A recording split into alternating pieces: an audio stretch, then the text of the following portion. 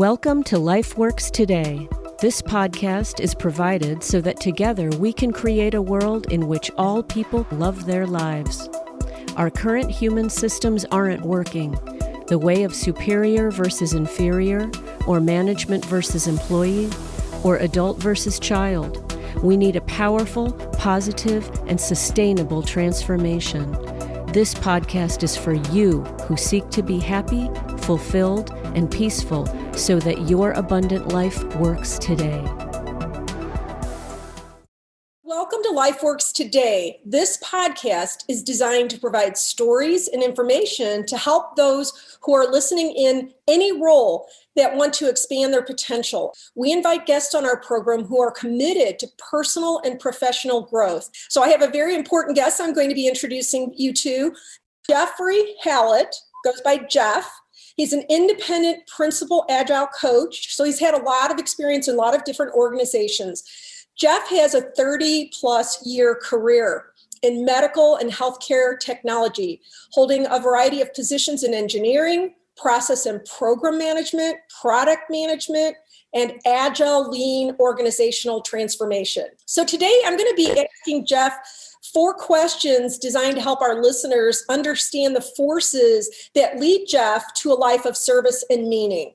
And hopefully this will help you also understand how the most successful and generous people think and how they operate.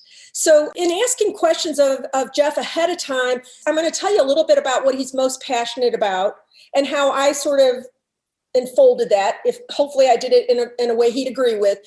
But it's about leaders driving culture change. Jeff told me I'm particularly passionate about ensuring, especially in the difficult times that we're in now, that leaders are keenly aware of how they set the standard and they drive culture in an organization, and how we need to be sure that we're drivers of the cultures of transparency, openness, and inclusiveness in order to fully harness the creative power of an entire team.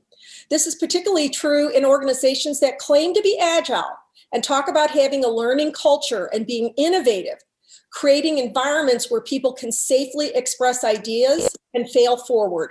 And these are critical to that and are very fragile to maintain. And I would say they're also a little bit fragile to build at times. And so this is a topic that I'm also passionate about. So I'm really looking forward to letting Jeff talk to you. Before we start, I do want to give you a couple quotes that made me think of what Jeff shared with me about this passion for leaders to drive culture.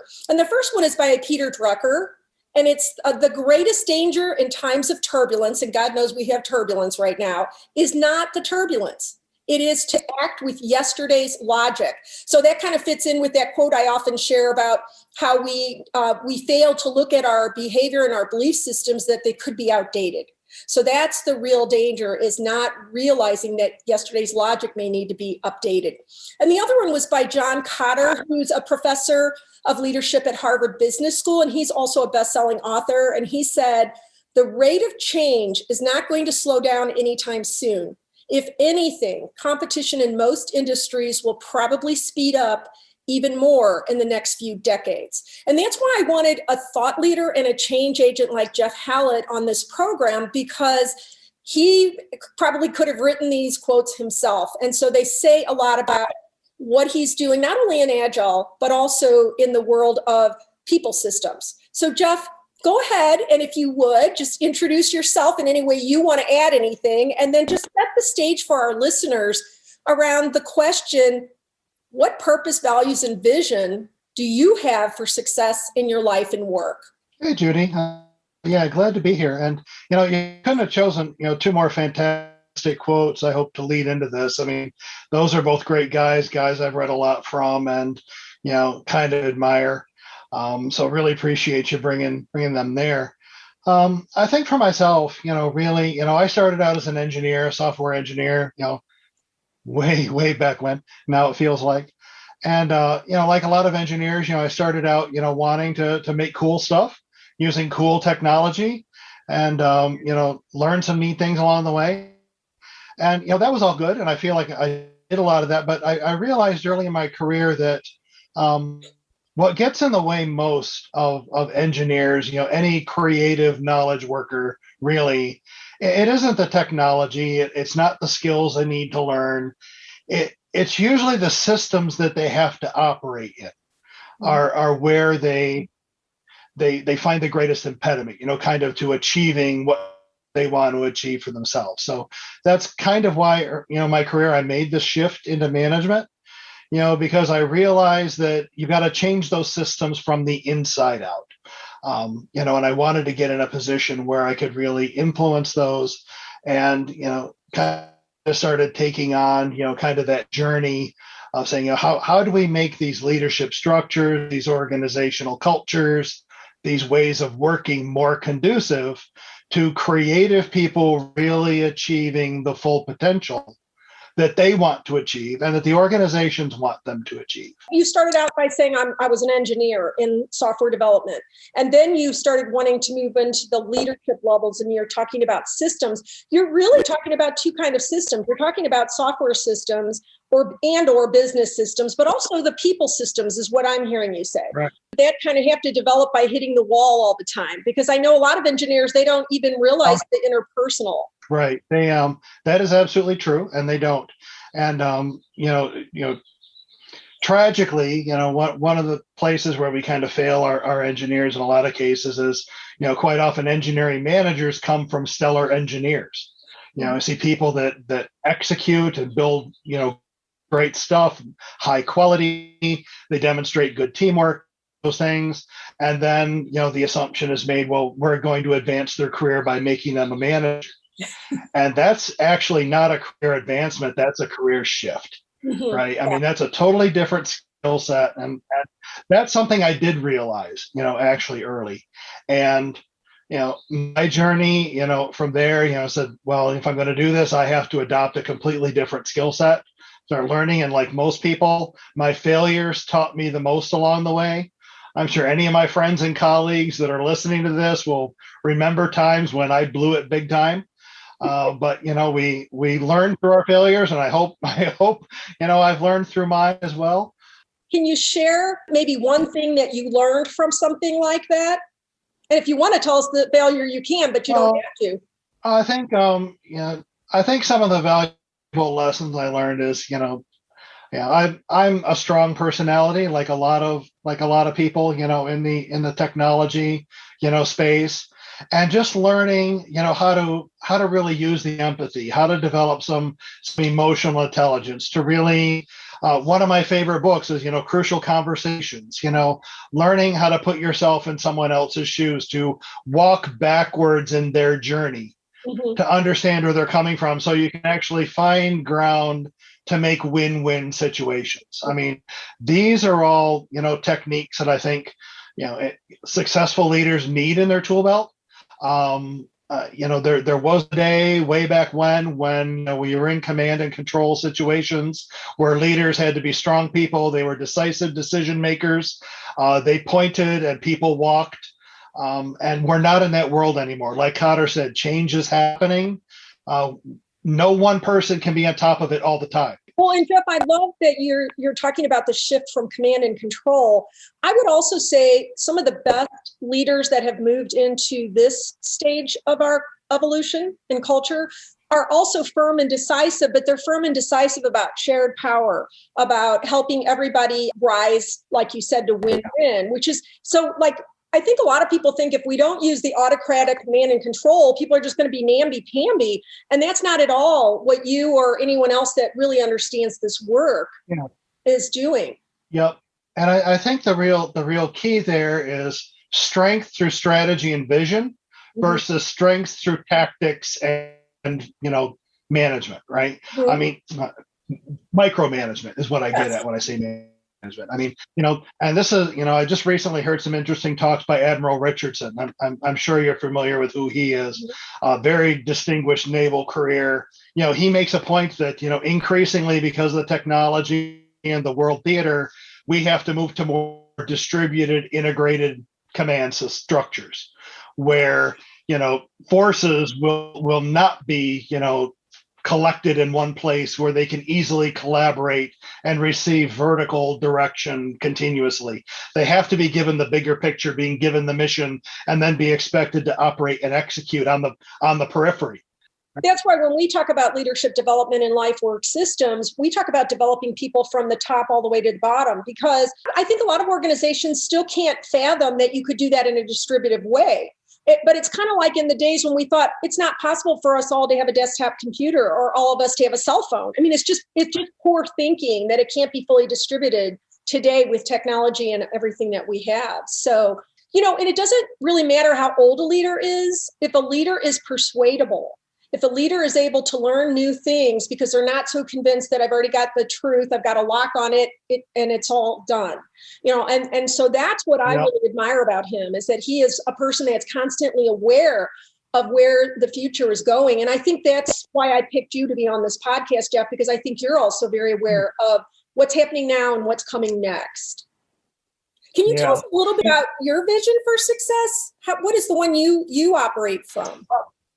Sure. So I think, that's one of the things that drew me very strongly to the agile ways of working, is that, one of the best ways to help engineers feel engaged. I mean, I love Daniel Pink's stuff, the whole autonomy, mastery, purpose, and we put a lot of emphasis on the mastery, we'll give them tools, we'll give them training classes, all of that. Then there's the purpose. What are they doing? How do we give teams visibility to the horizon?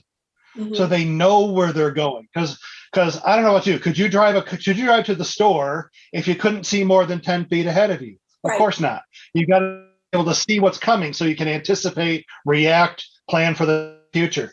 Now, that's what we need to give people. And agile systems, agile tools and techniques try to do that. But there's also the kind of the autonomy and what we were just talking about, you empower them because they're the ones closest to the problems that you're solving. They're the smart people. Give them the latitude to figure out how to do it, and then create a culture around them where, they can experiment, they can take the risk, they can, work through their uncertainty, and mistakes will happen.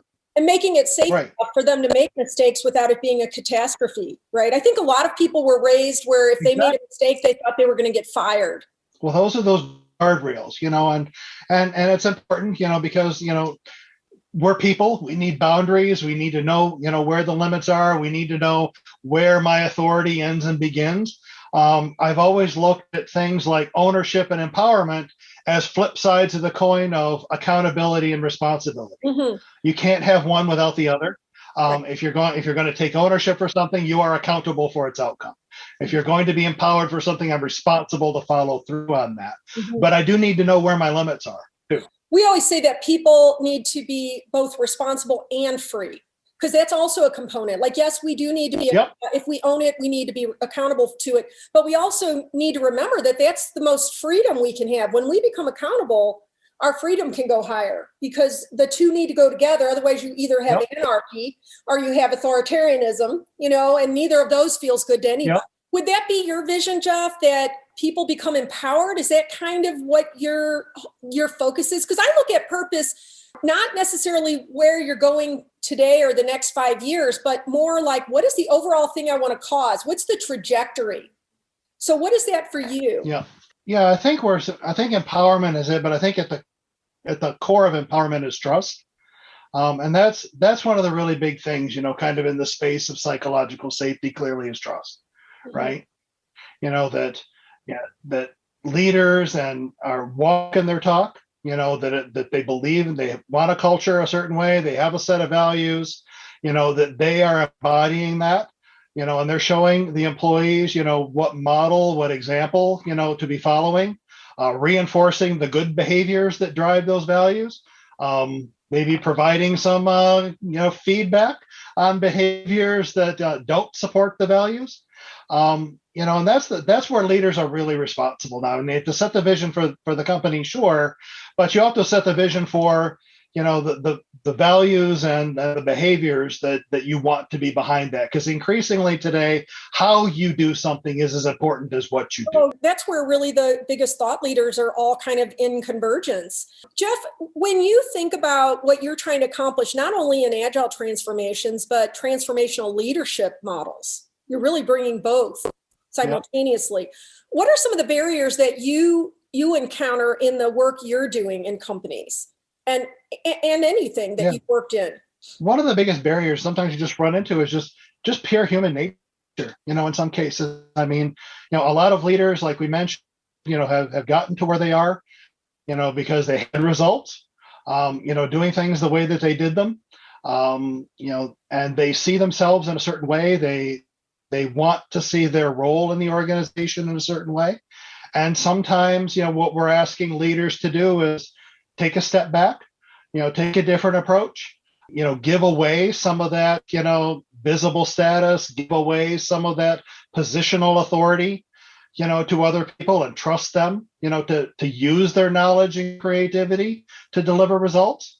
That can be challenging for people. I mean, one of the biggest issues we run into in agile organizations, especially in the middle of these organizations, is maintaining relevance. They ask themselves, what's my role now? How do I stay relevant in the organization? And helping them understand they're no less important. Yes, what they're doing will be different, and the way they have to approach it is different, and the way you have to work with people is different. But just assuring them that their relevance is not at risk. What I see, and I always say this, is that the top leaders have to have a particularly positive, powerful ego that isn't threatened by re-identifying with something else. Because I think a lot of these really high executives, they're kind of fat and happy in the sense that I've arrived. And now I'm putting all that at risk to do something that I'm not even 100% sure what I'm doing. It is a lot to ask from them. And I think you're absolutely right that if you can paint the picture that they're not only going to be relevant, they're going to be more relevant because they're going to be able to help them go into the next evolution. What are the processes and the mindsets and the things that you do that help you to get past all of that? Well, it can be challenging. And I think ultimately, whenever you go through any type of change management, any type of transformation, you have to start with the outcomes. What are you really trying to achieve here? What is the goal of the transformation? What business objectives are you trying to optimize? What problem points are you trying to eliminate or reduce? Right. And if you can get agreement, on that ground that these are the things, then you've got that space, to work in, that you can kind of keep bringing things back to those objectives. People have personal and private, goals and objectives and, self images and things like that. Mm-hmm. And sometimes you have to talk in that language too. Yes. Like I say, it's like, you want to be seen as this. This is how that fits in here. Mm-hmm. Right. Mm-hmm. And in all honesty, and we have to be honest about it, not everybody fits in every transformed organization either. Right. And sometimes, hopefully it's a small number, but every now and then it's about having the conversation to say that doesn't fit here. Be helping someone find a new opportunity. I think sometimes that is really true what you're saying. But I also think learning how to have the language of human systems. That's what we call them, how people think, mm-hmm. speak, act, and then, and feel, yep. and then act on. There also needs to be an understanding that most of us should have learned some of these skills when we were in grade school, just like we learned multiplication and division and addition and subtraction. If we had one of those left out, we'd be pretty lost on certain things that are just expected of an adult. Nope. And the same is really true around this. So a lot of times I'm surprised when people learn these emotional intelligence skills, how people are actually able to stay because they just lacked the information and the experience with it. Sometimes people are just not even willing to learn, and they do need to go. So I want to make sure that I take a minute here. About halfway through, I always try to remind the listeners that LifeWorks Systems is here for you. We specialize in performance management through the healthy culture transformation. Or sometimes people just take a course and then they take another course. But ideally, it's through healthy culture transformation. So go to our website and learn more about us and how you can get involved with us, including access to the information related to today's episode and to future episodes. So you can find us at lifeworkssystems.com. Subscribe to our podcast and find the main points on each podcast. We invite you to also join our mailing list so that you receive information on free videos, webinars, articles, surveys, assessments, my book, how to contact us by phone or email. So just about anything you want is on that website. And when you go to our website and you look at the details of this episode, you're going to find resources that we'll share with you. So welcome back to the program, everybody, with Jeff Hallett. Jeff, I've just got another question for you here. So when you said that one of the things you do is you get the buy-in from the executives, is that something you do? Do you feel like you have a way that you do that is successful for you? And was that a learning process for you to get to that, if you did? No, it's definitely a learning process. And again, it's about building the relationship, building the trust, and understanding that at the end of the day, it's about making them more successful. Yeah. You don't do transformation for transformation's sake. You don't do change for change's sake. There's some driver, there's some issue, there's some concern that's prompting the need to change. Cotter wrote that book, Hey, Our Iceberg is Melting. Remember that one with the penguins? Mm-hmm. Somebody saw a problem, they saw an issue, and then you've got to go build the coalition, you got to build the consensus, you got to do that, and there's no recipe for that. It's about understanding the people, their personal goals and agendas, the business goals and agendas, helping leaders understand how to align those things. I mean, I've seen it where a leader will talk a culture, they're not walking the culture, and help them get back into alignment.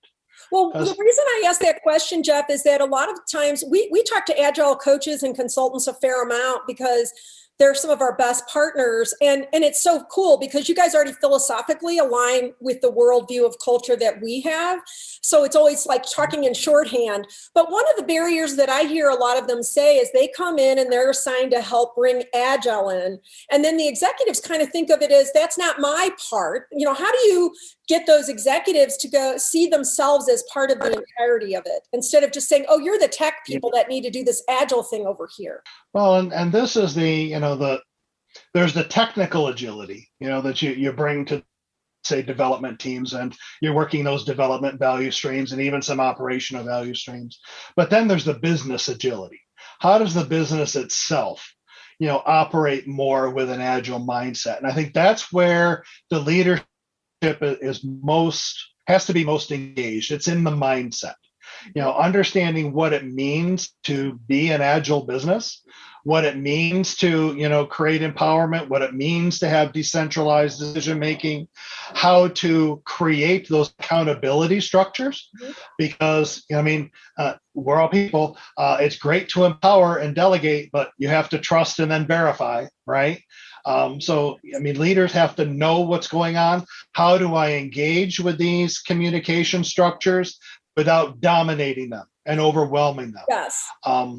That's one of the hardest things that leaders have to do, is understanding how to engage with these methods and approaches and let them do what they were intended to do, supporting them, working through their outcomes, but remaining engaged so that they are aware, they are knowledgeable. If their input and intervention in some cases is required, they can do that in a timely and effective way. Jeff, I have a question for you that I imagine a lot of viewers might have.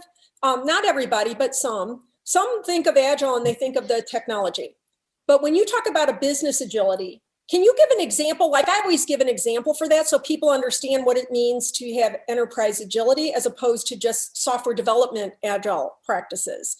Can you give an example? Because it's really about pivoting an organization to meet whatever the market is calling next. And it might be a pandemic or something else, right? So how do you explain that when you're trying to help people get the mindset of your company needs to be agile? Real agility is, when you get down to the core of it, every business has to deliver value. We have to know how to do that. And what's my value proposition to my customers, my partners, whatever type of business that I am? And understanding that we live increasingly in a world of uncertainty. We don't know all the answers up front. And by the time we can learn all the answers up front, the questions have changed. Mm-hmm. So we're constantly faced with that. And it's about, how do I start taking small ground, delivering value in small manageable increments, learning from what I've done, and then being able to, like I say, ruthlessly prioritize or pivot mercilessly to always keep the organization focused on delivering that value. And I think, for example, when COVID hit, you take a healthcare space where maybe, your predominant, way of interacting with your patients is in person. Say you're working with, and this is an example from my previous life, you're working with, kids that have developmental disabilities. Well, now you can't go visit them. They can't come to a center. You can't go to their home. How do you do that? Well, that requires you have to reimagine your treatment practices. In a lot of ways, you have to reimagine your business, how you bill, for these services. I can't get a parent signature now. How do I bill for that? So now all of a sudden you've got to reimagine, and you've got to do that fast or you're not going to survive. Jeff, wouldn't it be fair to say there are some organizations, whether it was a school or a company, like working with disabled children, no matter what that organization is, if they've already got a mindset that I need to be ready to pivot in case something comes in, because change is happening so quickly, they're going to have a much easier time of it than someone that hasn't even thought about it. And then it's really a mad scramble, right? Yeah. But there's some things I think in any business you tend to take for granted. There's certain things you count on being stable. And I think COVID threw a lot of those things into the tornado, right? Yes. So now you've got to reimagine that. And you can't, like you say, reimagine it all instantly. So you've got to try things. You got to see how they work. If those things work, you build them, you scale them. If those things don't work, you throw them on the ground and you try something new until you reinvent your model piece by piece by piece by piece. Mm-hmm. And that's what I think the spirit of agility is you do, it's the whole PDCA thing. You try something. How well did that work? That worked great. Do more of it. That didn't work well. Ditch that. Plan something else. Yeah. And what you're describing is a person that has confidence, that isn't overly concerned about getting it right all the time, that has a bit of a daring spirit. So if you don't have psychological safety, you don't have that. People just start clamming up and playing it safe. So how do you keep from going into that place? Because that's something we all have to battle, I think, even those of us leading others in this. So what kind of processes, like philosophies or practices or mindsets, drive you to stay in that place of almost like more curiosity and compassion than fear and self-judgment, as an example? So how do you do that? What are the things you do? I know you read a lot and you read really good authors, and that helps.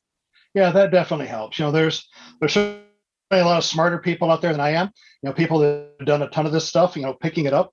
But at the end of the day, you've got to kind of live it. And, a big part of it is sometimes you have to look at a situation, with your colleagues and say, seriously, what's the worst that could happen? Yeah. You take the agility thing, you've got a 2-week sprint. You can't screw up more than 2 weeks, so take the chance. What's the worst that could happen? And then, it's like, well, do I have enough eyes on the field that I can tell when something's going wrong? Do I have the confidence that if it starts to go south, I can actually figure that out and take action on it, right? So it's about visibility, transparency, measurement. It's about, that whole safety we talked about. There's the learning safety, which means, hey, I can learn something new, make a few mistakes along the way. But then there's also, I can contribute with safety.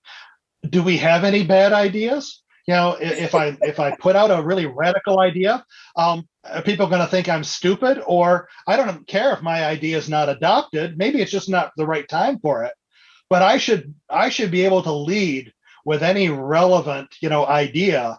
And maybe there's a gold nugget in there. Yes. Maybe there's not. Yes. But if you don't have an environment where those ideas can come out, you'll never know. Yeah. Or even are encouraged. The idea that, well, we've always done it this way, as opposed to making space for anybody got any crazy ideas. I love that you put it that way. It reminds me of when I had a bad day and I said, I'm going for the bitch award. It just helped me relax and get through it. Yep. So that's one of my processes that I do it from time to time. Anything else that you personally go to that helps you be effective? Like, a simple one that I have is I go to nature. That's just my own thing. When I'm really caught up in something, I'll just get out in the woods. Do you have any internal things that you do? And it doesn't have to be like mine, but just anything that you say, gosh, that brings me back to center again. No, I think, I think we all do need the time away. Definitely, when you got to recenter, like that. I go out for hikes, I do things like that. I'm got my music that I can tap into a little bit. Sometimes just digging into one of my nerdy books, is a good way to escape. You like to cook. Is that one of them too? Does that get you out of your head a little bit more into the food? And I like trying something new. Getting in there and just trying something I haven't done before. And again, what's the worst that could happen? Well, I've added some more weight to the recycling bin, right? The best thing that can happen, well, you never know. But I think also it's just about, back in the workplace, I think, again, leaving one thing that I found incredibly important as one of these coping things is this notion of radical candor is something that I believe is really important, because ultimately, I think we're ultimately in a fully psychologically safe place when we can challenge each other in a constructive professional way. I mean, I can learn and make mistakes, I can contribute new ideas, but if we can call things out, get the problems out on the table safely, and understand that we need to come together to do that. If I can challenge the organization and challenge the people around me in a positive, constructive way, we're kind of at that place now where probably not much can get in our way in terms of problems to solve and goals to achieve. Dealing with this on a political level, a personal level, a church level, a social level, a family level. I mean, everybody needs to know how to do this. And so when you can have those really brave conversations that are not easy and it doesn't diminish everybody, that's something that a lot of people don't seem to know how to do anywhere. And it's just really unfortunate. Oh, it's terrifying, Judy. It really is, because, and I think that's one of the things that we're getting into a little bit of trouble with now, as we've started to understand psychological safety. We start to equate safety with lack of conflict, with lack of, confrontation. And that's not what it means. It means that we can confront in a constructive and positive way where both sides can achieve a win-win. I think that's the key to me with radical candor, is that I have the other person's best interest at heart, not my own agenda, not making myself feel better, but I want to make you, the person that I'm talking to or working with, I want to make you successful by doing. I actually think I do that in twofold. I make them and everything they want important by not deciding that I have to fix them, convert them, heal them, or change them. But I also do make a space to disclose who I am and what I'm going through and what my opinion is, so that it's a mutual thing where neither of us is trying to fix and convert each other. That's when you really have win-win, because I see a lot of people trying to give to the other side, but not really ever saying, hey, I also want something over here. So it's a really fine balance of making sure that can only happen if you stop trying to change each other. And that's really, I think, a big part. People are just like, how do you do it if you're not trying to influence somebody your way? Well, there is another way to do it, but most people just don't even know how to do that. Right. So and I think as we talk about safety, I think we get trapped in an attitude of niceness. Yes. And we forget that nice doesn't really get you anywhere. We want to be respectful. We want to be professional. We want to, have good relationships with people. But I've always said that the most respect I can give my colleague is to be honest with them. And I think you're right. It's not about changing them. But if we understand that there are outcomes at stake, what can we together or individually do differently to better align the way we approach situations with achieving the outcomes we agree are the important ones to achieve? Yeah, that's exactly it. And it's kind of like the word soft skills. That just irks me because people think it's a soft thing, like being nice all the time. I have an article, I've got the title for it. It's just when nice is mean, because sometimes being nice is the most inauthentic and genuine thing. So what I love about what you're saying is that, like with soft skills, I think they should be called power skills, because there's nothing soft about them. Sometimes it takes like ruthless courage to live from that place. And so, so awesome. It's so awesome to hear you saying similar things. Is there anything in particular that you still want to say in this interview, or anything else you want to say to the audience? I think in just closing, I think we also want to recognize that every organization is two directions, right? I mean, employees have an expectation of their leaders, to give that vision, put forward a culture, live that culture, treat me with honesty and respect. But I just want to also remind that leaders, yes, you have to do that. You are the role models in the organization. Your people are watching. And what you do or don't do speaks much louder to them than what you say or what you email or the posters you put on the wall. Nothing will break that trust faster than incongruity on your part. So just be congruous and be honest. If you're not going to have a value in the workplace, don't pretend to have it. Just be honest with everybody. You're not going to do that, and then let them decide if that's right for them. But it goes on employees too, that they have to hold up their end of this. Also, they got to give their leaders a chance. They got to understand leaders are people. They have challenges. They have things they're dealing with. Be honest with them. Be open with them. Every relationship actually starts with a leap of faith. Trust comes later. I think if we give each other the benefit of the doubt a bit more, and then let that history and experience and actions we see create the trust. Give your leaders a benefit of the doubt, give them the information, give them your feedback, and then decide what you're going to do based on how they respond to it. Right? Yeah, and Jeff, I love that you say it all comes from the top down. I mean, that's true. It also comes from the bottom up at the same time. But for those of you that are listening that may not be in leadership, but you know yourself as an influencer and you have that confidence, just remember the reason that we're having Jeff on this show is because he's the kind of person that can help you bridge the gap, who can help you connect the dots with those executive leaders. Maybe the executive leaders don't realize what they need as much as you do listening to Jeff today. So if that's the case, you might want to just get in touch with Jeff, or you might want to just go to your boss and say, oh my gosh, I want you to hear this podcast because this is what I've been thinking we need. And I want you to be aware that there's people out there that can help you with this. So with that, Jeff, I'm going to ask you to share all of your contact data, like your phone number or website or whatever you're comfortable sharing, so that people can get a hold of you and find out what would be my next step if I wanted to bring this to my boss, or if I'm the boss, what's my next step with you, Jeff, so that I even understand what that process would look like. So the best place to reach me first is on LinkedIn. You want to know his name has 2 L's in the middle and 2 T's at the end. So it's Hallett, Hallett. And I don't know if you have Jeff on your LinkedIn or if you have Jeffrey. I can't remember. My contact is there.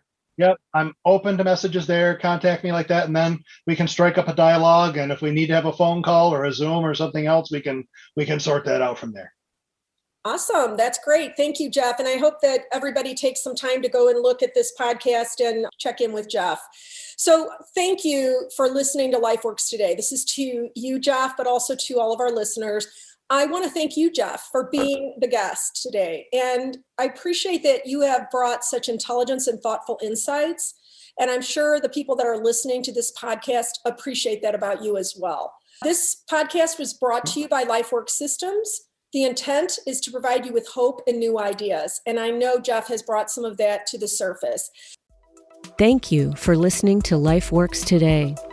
This podcast has been brought to you by Lifeworks Systems CEO and host Judy Ryan. The intent of this podcast is to provide you with hope and new ideas for greater joy in your life and work. For more information on our organization and earlier podcast episodes, related articles, videos, and more, please visit our website at lifeworksystems.com. Be sure to subscribe to our podcast and mailing list. We invite you to join us in creating a world in which all people love their lives and where your life works today.